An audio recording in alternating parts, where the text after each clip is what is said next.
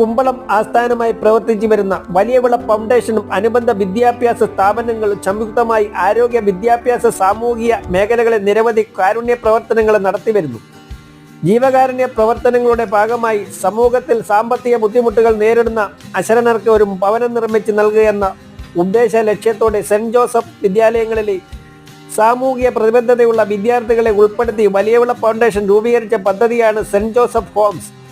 കിഴക്കേക്കര ഗ്രാമപഞ്ചായത്തിൽ ഇലവൂർക്കാവ് രാജീവ് നിവാസിൽ രമേശൻ ആര്യ ദമ്പതികൾക്ക് saint Joseph home നിർമ്മിച്ചു നൽകുന്ന 9ാമത് വീടിൻ്റെ താൽക്കോൽ ദാനവും ആശീർവാദവും കൊല്ലം രൂപതാ അധ്യക്ഷൻ പോൾ ആന്റണി മുല്ലശ്ശേരിയും Valiyavila foundation chairman doctor Joseph D പെർണാണ്ടസും ചേർന്ന് നിർവഹിച്ചു.